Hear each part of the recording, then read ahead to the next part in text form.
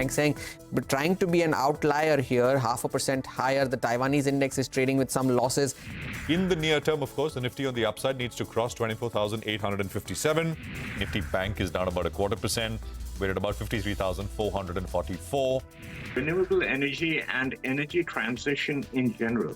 It is obviously a growing sector. We have 700 crores on a balance sheet. We have enough money to finance all our growth ambitions. If you look at what 75-80 crores of saving, that would actually, if you look at FY24, that almost translated around 5.5% of revenue.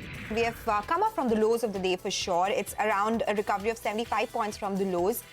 In terms of the issue, it's a complete fresh issue. The entire amount being raised will be deployed towards the growth of the company.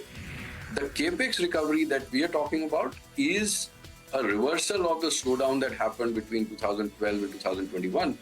Primary cause, I would think, is the disruption, the skirmish, the war. Nifty holding on to those gains. The Bank Nifty, though, has come up from the highs. The mid-cap index, that continues to outperform. Sharpest strategies, top market trends, unmatched perspectives, the trading day's most comprehensive roundup. Stay ahead with NSE Closing Bell, broadcasting live from the CNBC-TV18 Motilal Oswal studios in Mumbai.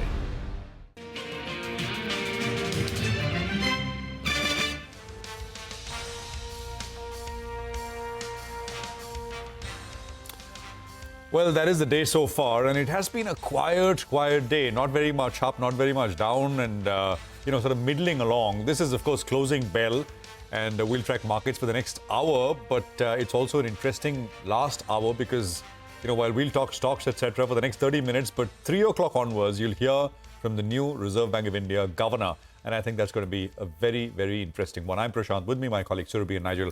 Guys, hi. Good afternoon.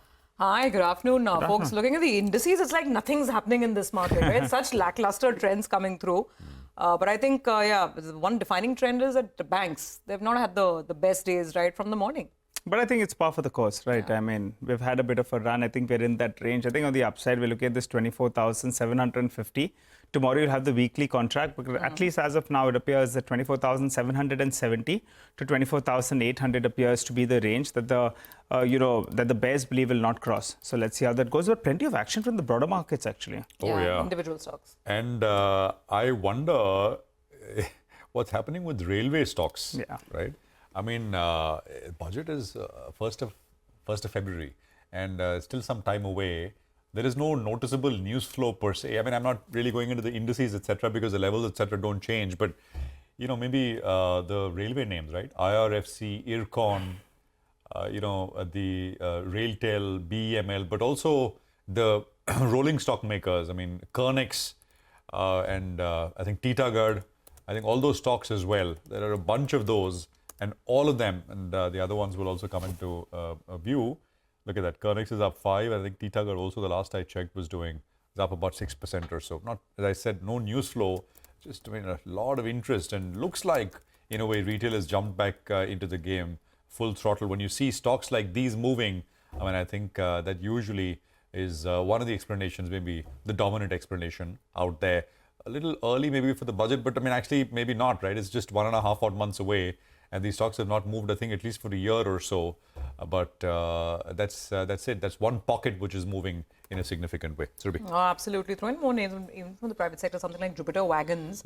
It's up about 12-13%. So maybe the market's smelling some sort of an order win or some sort of additional spend from the railways. That's one active side of the market for sure. But there are other interesting names. I mean, newsmakers. Look at Office Solutions, where there is sort of a lot of talk about the block deal happening and existing investors selling a large chunk of equity, but the stocks was completely taken off, 7% on the upside over there. There are names like PNC Infra, 13% up because of the order wins that they've announced in Uttar Pradesh. So individual newsmakers are definitely finding traction. Headline level, I'll just name some of the large caps, just for what it's worth. The drags today include big boys like Reliance, like TCS. They're not really contributing, very sluggish. L&T, ICICI Bank. So these are your, big boy culprits, which are just taking it very, very easy. Not getting too much of traction on most of these names. But look at Bajaj Finance, We've been talking about this stock for now 24 hours. And it seems that this investor call that they held with the mutual fund and institutional community yesterday, that perhaps it's worked well because it's a very nice trending upchart today on Bajaj Finance. Well, that's right. If you just look at a few more stocks, Jio Financial Services, that's the one that's come into the F&O basket. Just take a look at that stock. It's spiked up in the last few minutes. Volumes as well are very, very high. So Jio Financial Services comes up for you on the screen. A couple of other big names that are moving from the broader markets. They're not stocks we talk about on a daily basis, but Jain Irrigation. The last I checked, the volume was 1.5 crore. Normally, we see around 50 lakh shares out there. So it's moving on very, very high volume. So that one comes up for you. And Greaves Cotton. Streeters seems to be very excited about anything that has anything to do with EV. So you have, this one that's doing well. You have Precision Camshaft that does retrofitting, which effectively means you use your old vehicle, you buy the kit, and you install it in your vehicle. That one as well is up close to 10%. It's already had a big run and it continues with that run. So good going on that one as well. And IMFA from the metal pack, we have been talking about the stock here on CNBC-TV18, explaining to you all about how the chrome ore shortage globally could support stocks like IMFA. And now, in fact, that one as well today, almost at around 1,000 rupees. I think it hit 1,000 rupees in today. So that one as well, moving well. Volumes rather high on that name as well. Well, let's find out on the index. How do you trade though? Mitesh Thakkar is back with us. Mitesh, that's sort of a day where you have some green on the screen, but still the Nifty is not able to take out those resistance zones on the upside. How do you trade the index? Yeah. So I think, Nigel, I've been calling for this consolidation. The overall setup, the way it looks like is that we have had a pullback rally of 1,500 points. And then, we are now kind of taking a breather. It's a market which is not turning negative. But we'll need more consolidation to have strength to get past the level of 24,800. So I think till then it could be a few days. It's already been this is the fourth day. It's already been about 4 days. So could be another 3-4 days of activity between 24,800, 500 zones. And broadly, as long as we're not breaking on the downside, I think the chance of an upside break are slightly stronger, given the fact that the daily and the weekly indicators have started turning on the upside. So in that sense, I think, the market for the next few days might be slightly contracting and quiet, but overall it's a positively biased market. Okay, all right. And Mitesh, stocks, what are the trades last hour now? Yeah. So on the stock side, I have, a buy on Petronet, which is a buy with a stop below levels of 335 for a first target of 350. And Shree Cement, I think, the cement stocks have done well, JK Cement, Ultratech, etc. Shree Cement is coming into some kind of an upward bias trajectory. So buy here with a stop at 27,050 for a target of 28,000. Okay, all right. Thank you very much, Mitesh. And we'll keep coming back to you through the course of the next hour or so. But Avenue Supermarts is down a little bit. Goldman Sachs has cut their earnings expectations for what the company will be able to do. Mangalam is here with details. Stock's down about 3. And of course, from the highs, it's come off quite a bit. Mangalam, take it away. Well, DMart is under pressure in today's trading session on the back of a Goldman Sachs note where they've cited pressure coming in from all the other quick commerce players and the competitive mode when it comes to value retailing for DMart thinning itself. The company has gone ahead and looked at increasing discounts, to match the competitive intensity as well. And while a large part of their stores are in the metros, the headroom for growth comes by beyond the top 10 cities itself. And to that extent, will be very important to see the store opening for DMart going forward. Citing lower revenue expectations, Goldman Sachs has gone ahead and cut their FY 25, 26 and 27 EPS estimates by anywhere between 4 to 6% and that's led to a target price cut as well from 4,000 to around 34.25. They always remain seller on the stock, and as a result of which we're seeing further decline in DMart's stock price today. Mind you, the stock is now in F&O, so one can take fresh short positions out here, enabling a further downside risk on the stock. So we'll keep an eye out on that because up until last month, it was only a cash traded stock. Okay, all right, got that. Mangalam, thanks very much for it. That is Avenue Supermarts under pressure today. We've got Prakash Diwan joining in. Prakash, good afternoon. Actually, good to start with this space, right? Retail Avenue for the reasons that Mangalam was just talking about. And also there's this large IPO and it's getting a good response. And from what one hears right now in the so-called grey market, I'm talking about Vishal Mega Mart, cash-rich company, don't need further equity capital to sort of, grow. They were sounding fairly confident about their business projections when we spoke to them in the morning. So just take us through retail. Where would you place Avenue? Would you be interested in some of the newer names that are going to be available now on the street? Good afternoon, Surbi. So you're right. I mean, the space is certainly getting a bit crowded. We always knew that it was very competitive. DMart has possibly been, the one which has been challenged the most, given the onslaught of quick commerce. And now with Amazon also throwing its hat into the ring, it's only going to get difficult. But what it does to the entire sector is that it gets into a phase of consolidation on the earnings side. And whoever ends up becoming smart enough to open up stores in the right places, manage the right kind of product mix, will probably emerge as a winner out of this whole race. Remember, Trent also went through, of course, you can't compare DMart with Trent, but from a business evolution standpoint, Trent also went through a bit of consolidation, and then they figured out what they wanted to do, and Zudio was born.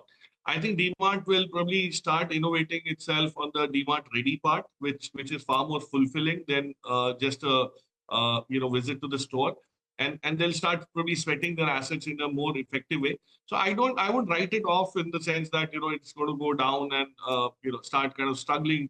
The stock will probably show some sort of a reaction. And as Mangala pointed out, the fact that it's in F&O after a long wait, a lot of people who believe it's overvalued do find it very easy to short. So it's going to be volatile, but I don't think fundamentally it's going to make that shift downwards so rapidly. If it happens, it'll probably be a consolidation. So I'm quite positive on that.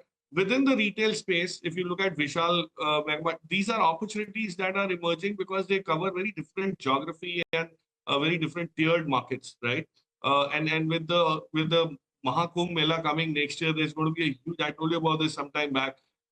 This year will probably be marked as one of the, that will be an event which will mark the revival of the consumer demand in some of these tier 2, tier 3 locations because of, the fact that everything is going to be centered around this in Jan and Feb. So it's going to be good for them. But let's see. We'll of course wait for the price discovery post the listing, but it seems like a good bet. Worth taking a view of the long term once it gets listed.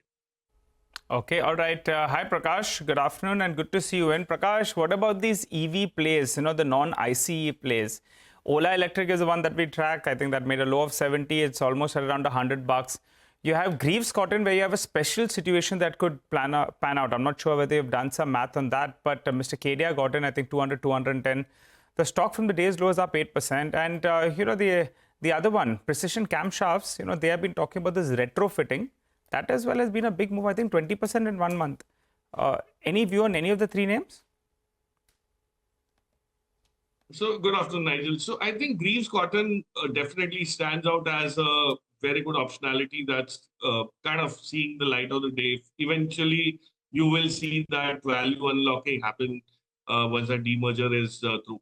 Of course, the fact that some market investors have come in just makes the counter a bit much more attractive for retail investors. But I would still go with the fundamental approach that this would start doing well. One of our friends had presented this in another recent conference at about $180, and from there on, you've seen the kind of move that's happened because certainly people have become aware of what it can do once the EV business is demerged out of that. So sum of parts is far more than what you buy it for today. You still probably have about a 25-30% upside in the short to medium term, and of course the long term is much more stronger. So I would pick out of the three names that you mentioned. Precision Camshaft has a retrofitting solution, but I don't think whether commercially that's yet viable because you really don't know what happens to the aftermarket after you've replaced your IC engine with this. So there are lots of experimentation that's going on in that space, Nigel. We'll have to see how that kind of gets evolved. But Greaves Cotton is the one. Got it. Okay, I think the feed has just frozen. So Greaves Cotton is a stock that Prakash believes that because of the special situation, he believes that could probably be more some upside. Though keep in mind the stock has already rallied 25% in 10 days. Okay, Greaves Cotton, not Precision Camshaft. That's Greaves, the one. Yeah. Yes. Yeah. By the way, the other one, which is the office sharing the company, which is I don't know how you pronounce it. Office. Office. It is called only Office. Yeah, Office spelled differently. I keep saying AW. Yeah, Office. Look at that. I mean, it started flat. Actually, it started even slightly lower. And from there, it's come up very, very nicely. I think there was a couple of months back, maybe 1 or 2 months back, there was an initiation from one of the, I think Novama or someone had initiated coverage. And a pretty steady growth rate over the last many years. We've, by the way, have had the management with us on the program as well. So that is something which is doing very well. You know, great story. And it went to around 900 rupees. And suddenly from there it came down to around 700. I think all of this in the matter of around 45 days or thereabouts. So I think people were wondering what's going on. I guess that this block deal needed to get out of the way. And it seems now people are buying into that because otherwise it was a very sharp run up and then a sharp pullback as well. 25% it pulled back very, very quickly. So today I think a bit of a relief that that block is out of the way. You know, there are these other companies. Pull up Ixigo if we can. I mean, Ixigo is another... it's a travel it's an OTA, I think, and it's coming up about 7.5%. So 154, 155 on Ixigo, IXIGO, and recent listing has done pretty poorly after coming to the market. That's something. Shriram Properties actually is another one, which is jumping up about 11% or so, about 118. So these are slightly newer kind of names. Shilpa Medicare had come off a little bit from the highs, from 950 odd levels. It had lost about $100, more than 100 rupees actually. Shilpa Medicare is coming up with gains. Shelly Engineering is another one, 7% gains, 1450 or so on Shelly Engineering. I'm not sure if we have Prakash back with us. Okay, I think we have Prakash with us. Prakash, so, you know, some of these names, of course, sharp moves, and of course, everything moves so fast, right? That Reeves Cotton move is $100 coming in, 10 days, right? Very, very sharp. But any thoughts on what's happening with these railway names today? Or just, a little bit of retail interest? I've not seen any news flow per se. No, I think it's, Prashant, more of, the mood that the market's kind of sensing from the government's, stand on expanding the capital outlay. And railways is one area which was unstoppable till about early calendar 24. By Jan, Feb is when, you saw that pause happen. If that were to be resumed and it would probably pick up steam till March because of elections and so many things didn't happen. But I can see a lot of awards we spoke about Kavach the other day, how, that's kind of looking so bright. The same thing is happening to some of these businesses like RailTel and Rides and all, who have started getting a lot of orders from beyond their core area of competence, which is only from the government or from the railways. So what's happening is that their books are looking much more qualitatively stronger. And it's a value play. People have seen 30-40% come off in the last few months. And if you had to kind of start reinvesting your money into something, given the rally that you've seen, large caps haven't been really doing well, to be honest. There's a little bit of a sideways move now with the large caps. So it's these mid caps that have started offering some sort of a value. So it's a little bit of a flavor of the season kind of a thing at this point in time. There's nothing, as you rightly said, backed by news flow. But I think it's a long-term story that people don't want to, kind of slip out on or forget about. And they're buying after 30-40% of a correction. Okay. All right. Got it. Prakash, thanks for that. By the way, the stock that Prashant was just talking about, Ixigo, Lee Travel Avenues, there's a small block there as well that happened. Large chunk of equity moved around, and that could have led to that outsized move, 6-7% that we just saw. However, speaking of stocks that are having outsized moves today, PNC Infra is now up, I think, 13% or so thereabouts. The company, I think, has completed a particular project in UP. Let's actually go across and understand this. Vivek has been standing by very patiently. Vivek, sorry, we're just looking at a lot of stocks that are moving around. But tell us, what's powering PNC to this extent today? Well, after a while, you're actually seeing quite a bit of traction as far as the infrastructure stocks are concerned. And today is one particular day, you're actually seeing quite a lot of infra names move. PNC Infratech, when you're talking about this particular development, largely operationally inline development. When you're talking about the company's arm Hathras Highway, it has completed a HAM project, a hybrid annuity mode project, worth almost 738 crore. A provisional completion certificate has been issued. The company says it is eligible for an early completion project, a bonus for this particular project. Now, remember, as far as PNC is concerned, the company is actually grappling with some negative news flow. Remember, in October of this particular year, MORTH, which is the Ministry of Road Transport and Highways of India, actually barred the company and a few of its subsidiaries from participating in NHAI as well as MORTH projects. So for the next year, the company will not be able to participate even in the tenders as far as road projects are concerned. This will lead to worries as far as the order inflow is concerned. However, at the end of Q1 as well as Q2, the company held on to its guidance as far as order inflow is concerned. 13,000 to 15,000 crore is what the company anticipates in terms of order inflow. But as far as revenues for FY25 is concerned, the company is actually expecting a degrowth this time around. So positive news flow, but remember, the company will face some issues in terms of order accretion given the fact that it's been barred from the bidding process. Okay, all right. God, that's PNC Infra, which is in focus. By the way, just check the move on Delta Corp as well. Delta Corp is now up about 7%. There's obviously that demerger news that's underway, some changes that they're doing. But this is a big news. Not sure if it is linked to the flashes on online gaming. We'll in fact try and get those sound bites out and just see exactly what is it the CEA that he's talking about in terms of over-regulation in areas like online gaming. He's talking about crypto, online gaming, a couple of other spaces as well. But anyway, whether it's linked or not, we don't know. The fact is the stock is on the move. Prakash, Delta, any interest? No, not really, Subi. I know the real estate demerger is definitely something which takes away a lot of risk out of this business. But, it's going to be so competitive for them to be able to do this and start rebuilding themselves on the basis of hospitality and pure real estate build-ups. You have, by the way, 3 new hospitality businesses that are hitting the IPO market very soon. And that's also kind of getting to be a market that's where investors are actually spoiled for choice. So I don't think it's time to celebrate Delta as yet, unless the core business kind of, starts reporting profitability, which is convincing enough. I wouldn't really look at that. Okay, all right. What we'll do is, Prakash will say thank you for now. Appreciate you joining us on the program today. And it's a pleasure, as always. The tease is coming up on your screen. The first address by the new RBI Governor. I mean, it's, of course, taking charge today. That's coming up at 3 p.m. So lots of interest around this. I mean, a long 6-year tenure of Shaktikanta Das, of course, finished. And we've got the new RBI Governor in place. So there'll be, of course, I'm assuming an introductory speech, and then there'll be opportunity for questions as well. Our colleague Lata Venkatesh is at the RBI, and we'll get you more on what comes out from Mint Street. We'll take a quick commercial break here. Market's not doing anything, of course.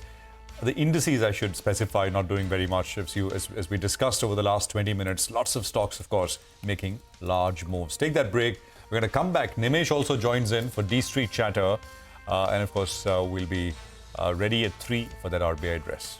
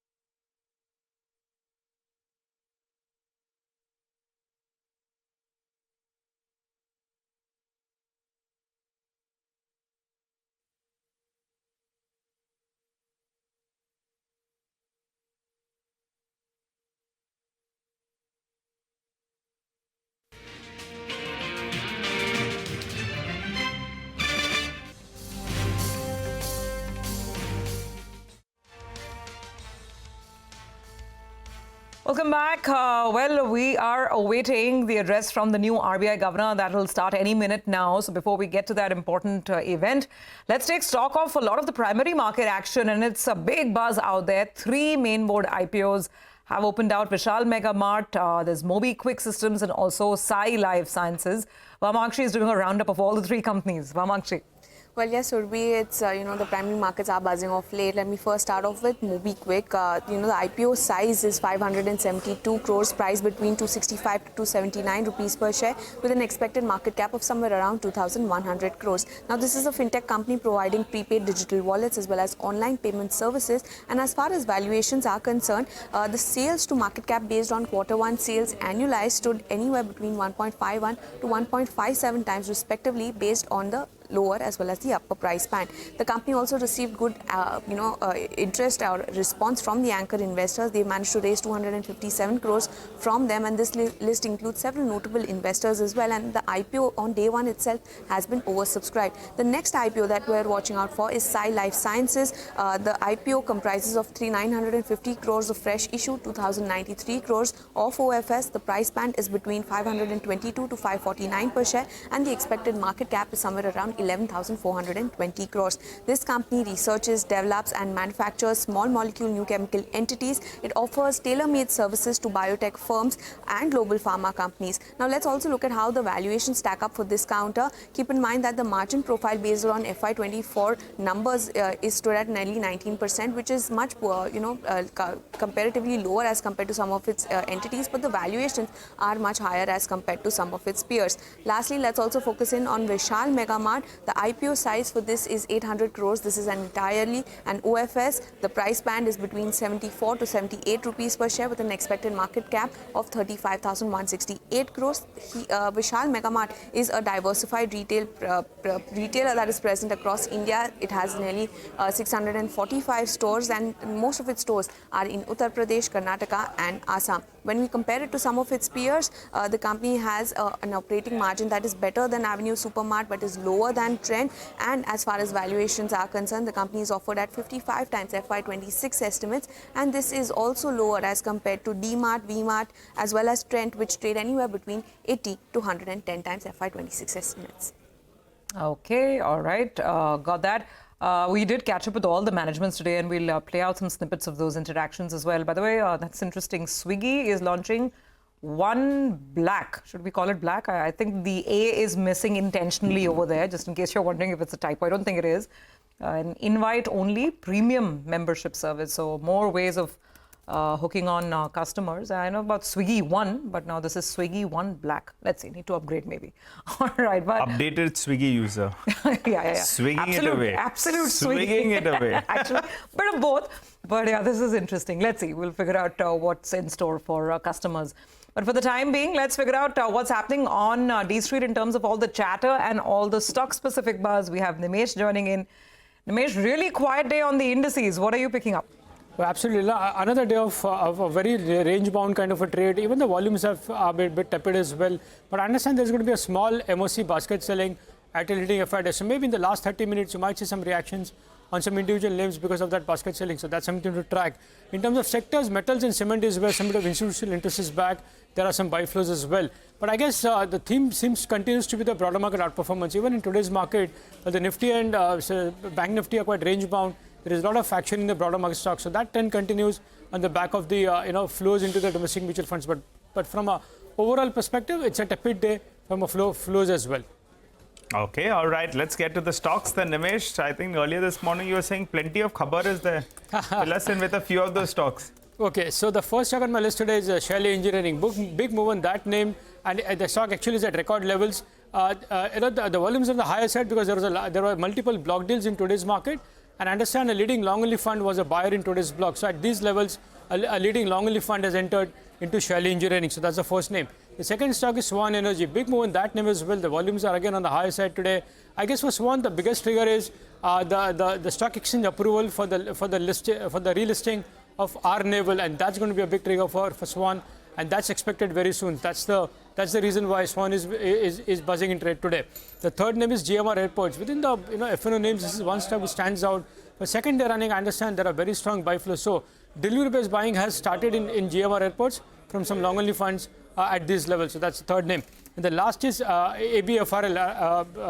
Again, you know, while the stock has been consolidating with a positive bias, I understand ABFRL is very close to raising funds via QIP. So likely this week, maybe you'll see a large fundraising via QIP in ABFRL as well. All right. Nice, interesting list of chatter, and Nimesh, as always. Thank you very much for that. You know, Swan, by the way, Nimesh pointed out, right? Swan is basically back to its highs of February 2024. You know, it made this high at about just under 800 rupees back then. Then the stock halved to almost about 420 odd rupees or so, which was the lowest level. And it's come back. So let's see. I mean, if this is a fresh move above the previous highs which it made towards the start of the year. But more opinion is what we want to get to you. And this is coming in from Neelkant Mishra, Chief Economist at Axis Bank. His view is that the CRR cut was necessary as it may help to bring back credit growth. Neelkant, of course, is an astute watcher of the economy. His view around the time of the budget, remember, was that the contraction in the fiscal deficit will hurt. That's come to pass. Listen in to some of that conversation. We think that the CRR cut was very necessary. I think it helps bring sustained money into the economy. So as you know, it's base money, it is high-powered money. 1.16 trillion could actually become 5 to 6 trillion over time.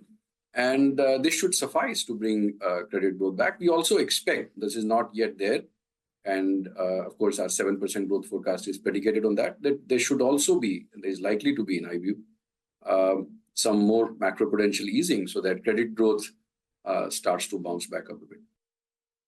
In the next 6 months, as the government catches up, and October has already been a pretty good month in terms of the pace of fiscal easing. And so you may actually end up with a much lower pace of fiscal deficit than you had in the first half. And which means that there will be an impetus to growth. And you are starting to see, you must have seen that, you know, car registrations have picked up in November. There is an improvement in some power demand. There is improvement in, the number of launches of real estate. So there are signs that October was the bottom and we are starting to recover. I am 100% with you that there will be a debate and a discussion on whether when we rebound from here, we land up at 6.5 or 7 or 7.5. I do think that our trend growth is 7. So if we don't artificially slow ourselves down through policy measures, I think we should be able to get back to 7%. Investment to GDP is likely to keep going up. And when that happens, so even if your GDP growth is 7%, your investment growth may be 8 or 9, maybe in 10%. And your consumption growth could be 4.5 to 5%. Within that, there will be a divergence. At this stage of development of the economy, inequality is bound to go up. And therefore, the segments like FMCG may only see 3% growth. And some of the segments which cater to the higher income households may see faster growth. The capex recovery that we are talking about is a reversal of the slowdown that happened between 2012 and 2021, where of the 7% points decline in investment to GDP ratio, 5% points came from real estate. And I would say 1.5 to 2% came from the decline in investments in new power capacity. And the rest came mostly from areas which are inputs to real estate, like metals, like cement, like construction machinery. Now, if housing construction really picks up, and I think that policymakers should actually focus on that, I think the investment cycle will be up and running. Okay, well, we'll take a very quick break, but any moment now, we will be getting that first address from the new RBI Governor. Back with that in just a bit.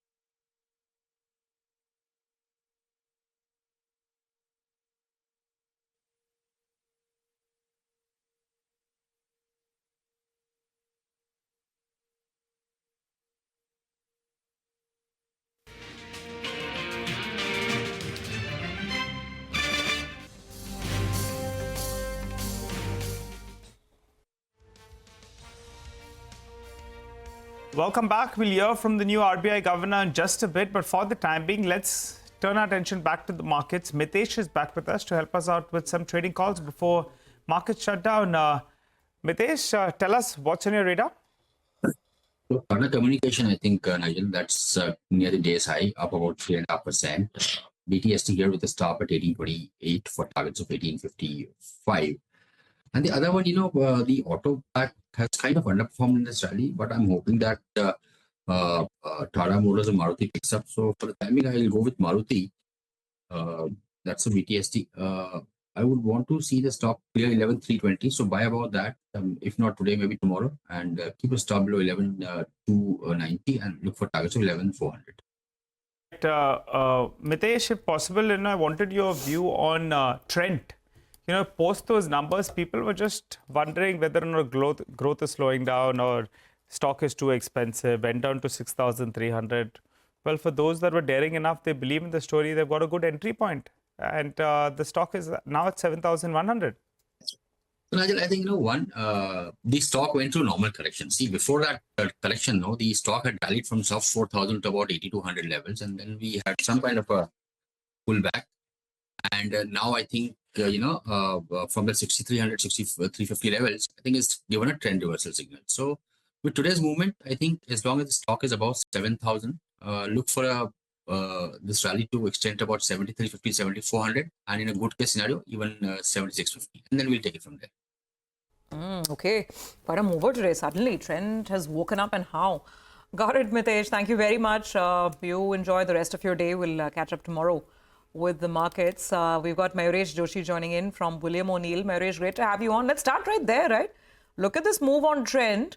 I don't know whether it's suddenly getting people excited because there's also an IPO now, Vishal Mega Mart. Vishal Mega Mart obviously is coming at a much lower valuation compared to trend. Which one would you rather buy? Both? Either? Neither? I don't know. What do you think?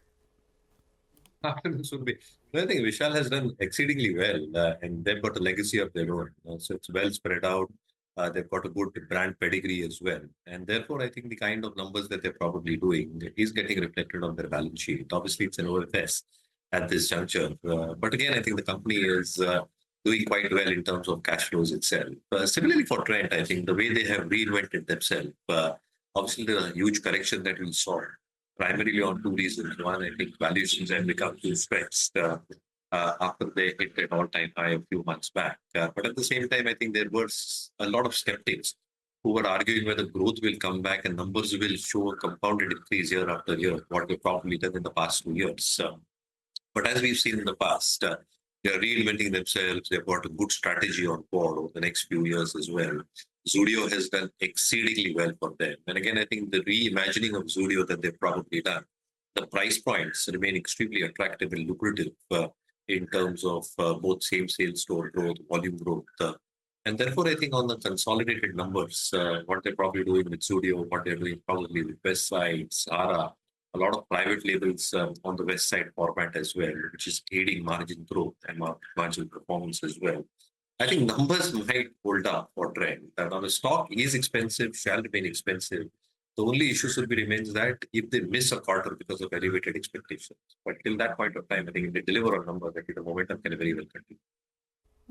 Okay, that's trend. Very quickly, Mayuresh, you didn't tell us about Vishal. I don't know if you've seen the issue or not, but quick 30 seconds. You like it or haven't seen, avoid? What is it? No, so I just mentioned. So I said they've got a good distribution network. They're present in most parts. They've got the good cash flows. And therefore, I think they've got a brand category behind them as well. So yeah, I think investors can apply, but I think we need to probably have a little bit of a longer term view because this money is probably not coming onto their balance sheet at the moment. Okay, fair enough. Well, let's hear it out from the management themselves. We caught up with them in the morning talking about the plans going forward. Here's Vishal Mega Mart.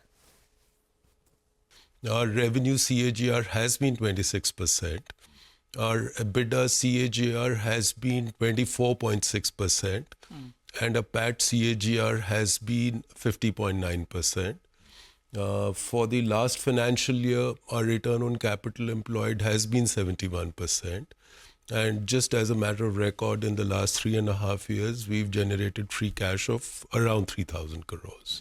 The conceptual approach has been that we will maintain the gross margins at current level. Okay. And therefore, we do not see EBITDA, etc., growing through pricing action. That's what we've done over the years. And if we have operating leverage, to that extent, it'll show up in the bottom line. They are very excited about our business. Their intention is to be long-term investors in the company. And I'm personally confident that they would not do anything which would cause any concern to any investors in any which way. Okay, all right. Mayuresh is still with us. Mayuresh, I don't know whether you track Jain Irrigation. Out of nowhere, when we started the show, we were just highlighting that 1.5 crore shares were traded on a stock that normally have 50 lakh every day. Now there are 3.5 crore shares traded. The stock has gone through the roof. Track it? Any view on it? No, I don't track it after I think the darling of yesteryears, but I don't track it anymore. Mayuresh, I want a quick view on a couple of other names. The cement pack is buzzing today, and what's outperforming today is actually Dalmia Bharat. That's up close to around 3.5%. Yes, it's been a big underperformer. I think from the peak, it's still down 25%. What's your view on it? I recall when the numbers came out, the street was saying that it's a weak set of numbers, but I think the call that we had made here is that it'll open lower and maybe, in fact, it'll see buying interest because of the valuations. Your view at around 1,965? So decent performance last time around, Nigel. And again, I think the expectations of the second half remaining strong for the pack as a whole continues. So to that extent, I think because of Maharashtra elections, we probably might see a dampened Q3 in terms of expectations, but Q4 where the recovery will probably come through. We've already heard and are hearing about reports of price increases being taken in large parts of the country. And therefore, I think as these price hikes gestate into the market, there might be one round that might even come through in the next 6 months. Having said that, I think the expectations in terms of volume growth seems to be decent, not just for Dalmia Bharat, for the entire pack as well. The expectations in terms of leverage playing out, with price hikes being taken into cost remaining moderated, operating leverage clearly gets played out as utilization levels will pick up for the industry as a whole. And therefore, I think as government capex picks up, specifically in rural urban affordable housing, in roads, ports, infrastructure development, I think the volume growth should also come back very, very strongly in Q4 and Q1 of the next financial year. Well, having said that, I think anybody holding Dalmia should hold on. What we really like is Ultratech within the large cap names, JK Cement within the mid cap. Okay, well, I know interesting sort of thoughts there, Mayuresh. Coming back to you, but we want to just play out a few more sound bites from the Motilal Oswal Wealth Creation Study. The theme, of course, this year was betting on and profiting from bruised blue chips. There was a panel discussion yesterday. There was Ramdev Agarwal, Amit Goela, partner Rare Enterprises, and there was Anish Shah of M&M, but there was also Akhil Gupta, vice chairman of Bharti Enterprises. And, this particular portion is about Bharti and the turnaround that Bharti saw. And of course, for Ramdev Agarwal, Bharti was a big winner, one of his best well-known sort of bets which paid off big time. So here is a interesting back and forth on that name. As a growing company in 2002-03, at 25, they came out with public issue, I think, at about $45. And in 2003, January, they declared the break-even. And then at 24 rupees we bought, and the stock went to 1180 in next 2.5 years. I mean, 50x in like 2.5, 3 years. So that was the ride I had. And that's why I have been meeting Sunil and Akhilji off and on. But I was stunned to see the kind of capital management they did, in the sense that they went to Africa because they had so much of cash flow. They didn't know where to deploy. And so I don't know whether I would call it as a capital misallocation. We did have a difficult time in Africa, but that was, I would say it was a growth market. But of course, some of the currency problems have been very severe, which we never anticipated. Nobody can actually. Not a terrible decision, but yes, some internal mistakes in terms of execution. We are back on track. So not a real bad capital allocation in 2010, when things were just phenomenal. we are making so much money that if we were not able to grow at that time, it would have been not good for the investors. No, Bharti's done a phenomenal job of turning around things. They faced maximum pressure at a point of time. As an incumbent operator, whatever I have read and experienced, I don't think an incumbent has ever faced this kind of a pressure from a new entrant. Like it was like in basketball, you say full court pressure. It was that kind of pressure here, so. And they fought back and they came back, which was quite extraordinary here, so. And I think now they're here to stay, so. They fought it, and they fought it clearly on customer service, and and they brought down their cost to be able to operate at the structure at which the new person was operating. Okay, and now we have the visuals coming in. That is RBI Governor Sanjay Malhotra just getting ready to address the press. Promises to be a pretty interesting interaction. Let's see. He will, of course, lay out the agenda before him. And over the last couple of days, there's been enough talk, enough chatter about how there's a bigger change of guard at the RBI because several members of the MPC, their terms are coming to an end. And we need to see how sort of the mandate is carried forward, considering the market's expectations are that after this 50 basis points of a CRR cut, the RBI will eventually move towards rate cuts, perhaps in the first quarter of calendar year 2025. Okay, let's see if we have, no, the governor is not yet talking. We'll see if we can sort of get to that in just a bit. But there's a head of communications at RBI who's, of course, I think, getting the press there in order before the new governor starts to speak, and we'll just be able to go across to it, a bit from now. I think there'll be an opportunity to take some questions as well, and I wonder, how much the governor, of course, can say at this moment. Remember, his first Monetary Policy Committee meeting will be in February. Good afternoon. Let's just cut across. It's a privilege to have amongst us, for the first time, the 26th Governor of Reserve Bank of India, Shri Sanjay Malhotra. Governor sir has kindly agreed to address us and interact with us in today's conference. Sir, we have with us 23 media persons from different media houses, and I, on behalf of all of us present here, welcome you to this press conference. Now I would request you to please make your address, sir. Thank you very much. Am I audible? Yes. Is the mic working?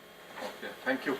So, good afternoon to all of you, and thank you very much for coming over here at a very, very short notice.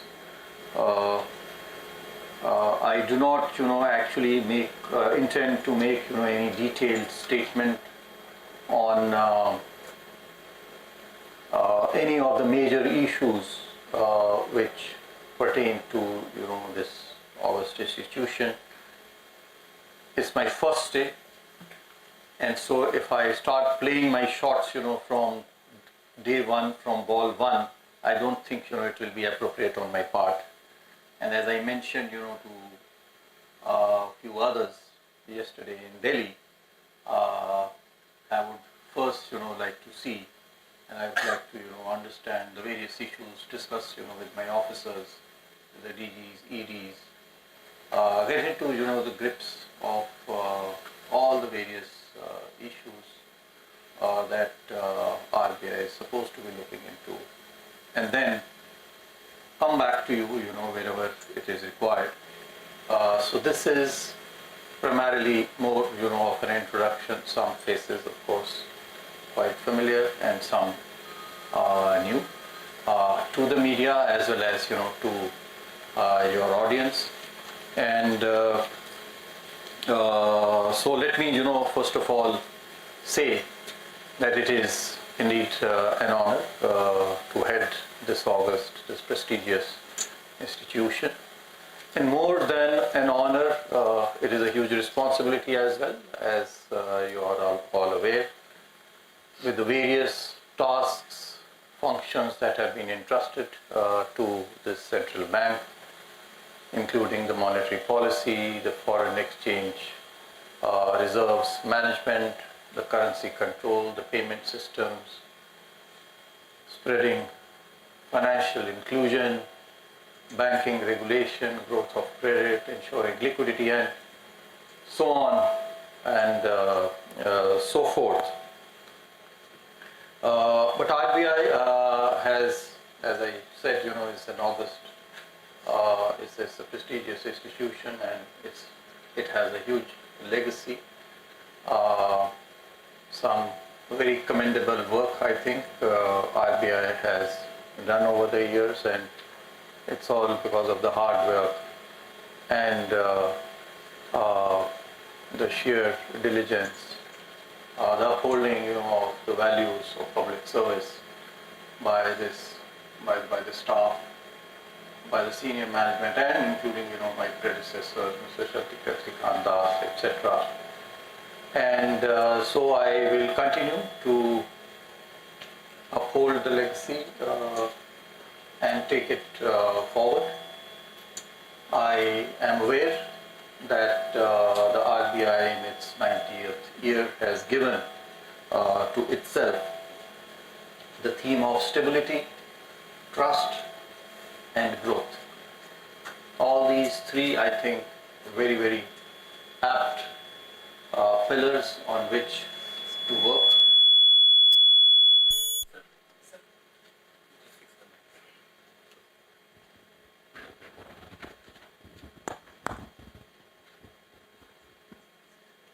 So all these three broad themes that have been chosen, very, very pertinent. Ours is still an economy which needs to develop as we are entering in this Amrit Kal, and to realize the vision of the Viksit Bharat as in 2047, the huge responsibility that we have in ensuring that the growth that this country actually has, that continues, that is part of this theme, and that will continue. Stability in policy, again, very, very important, and this is something even in my previous role we try to give a stability, a continuity in policy. So whether it is taxation policy or fiscal policy or monetary policy, I think all businesses, all people, they do need this continuity and stability rather than a day-to-day kind of a policy. So we continue to uphold this value, this principle of stability.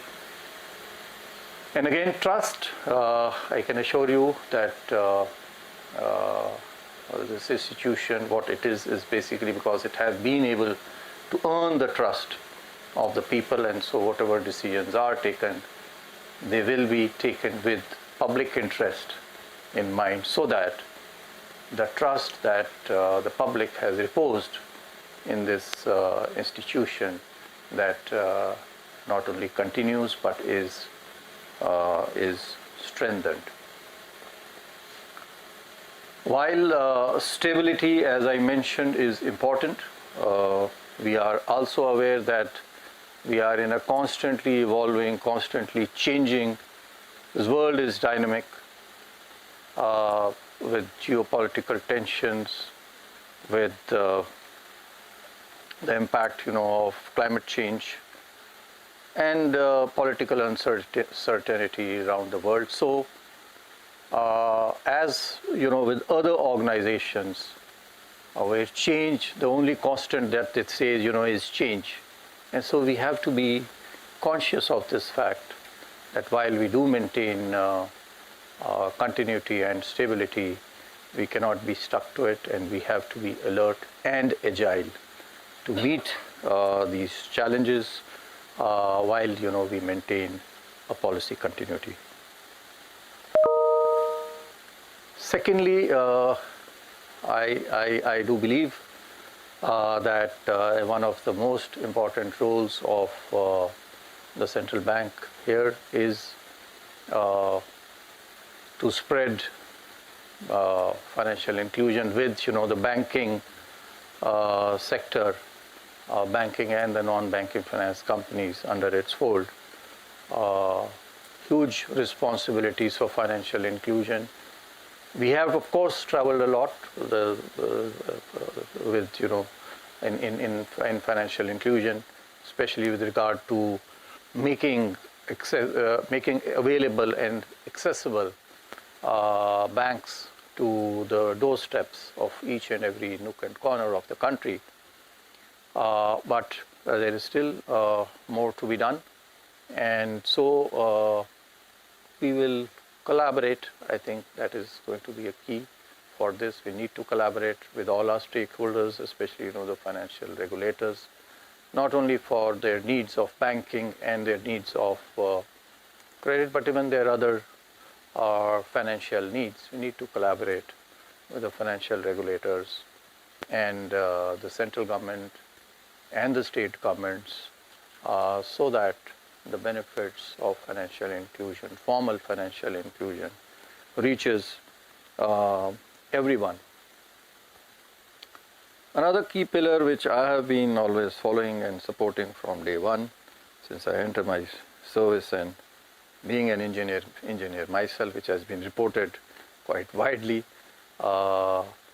is to use technology. And where we started from 30 years ago and where we are today, I think it's a totally different world. Those who are my age especially would be able to appreciate as to how this world has changed. And the central bank, the Reserve Bank, has also made its big contribution in this regard, whether we talk about, especially when we talk about the universal payment interface, UPI has made big names, not only in our country, but now internationally. So how we are going to be able to use technology? We did this even in, in revenue. You can see, the GST and the income tax systems, Aadhaar. So technology, how we can further use technology to reduce costs, to make financial inclusion, more accessible and all pervasive, is one key pillar that we will work on. And for this, of course, innovation will be key. And while innovation will have to be fostered, will have to be supported, we will, of course, have to be also conscious of the risks that it may entail, and so putting in place requisite safeguards and guardrails without letting without killing or without stopping innovation. We will work towards further use of technology. Over these years, I have also realized that while every institution, including RBI has huge knowledge, and as I mentioned earlier, they have done a tremendous job. They have done a wonderful job in monetary policy management and other financial inclusion, etc. We need to be conscious that we do not have the monopoly of all knowledge. And so knowledge, information, knowledge, expertise is available outside as well, whether internationally or nationally. And so consultation, which they have been doing, not to say that they have not been doing this, consultation is another one key pillar of our policy making, which RBI, whenever it publishes, finalizes its regulations or master directions, it does do a wide public consultation. And so this is one thing that I will continue to do, so that we are able to carry forward all the functions, all the objectives with which this central bank, the Reserve Bank of India, has been entrusted with. So thank you very much once again. I can all assure you that we will put in the best foot forward in public interest to deliver what the public of India looks forward to, which is trust, which is growth, and which is a stable and certain policy. Thank you. I would suggest that the questions, because if you'll come up with specific questions, then as I said, it is very early days. They may not, it may not be appropriate for me, to on day one start with, the bouncers and the googlies and the yokers. General questions. So half volleys and practice balls, I think we can perhaps discuss over tea, because that will be more meaningful rather than because this will not carry that weight. So I will suggest that we wait another day for having a Q&A, which I do promise to all of you that very soon we will have Q&A, and I do intend to continue this practice of meeting all of you, so that whatever are our views, they are carried forward correctly, so that everyone understands what the intent, what the direction, what the purpose of whatever actions we have taken or we intend to take are well known to all the citizens and your public. Thank you so very much, sir.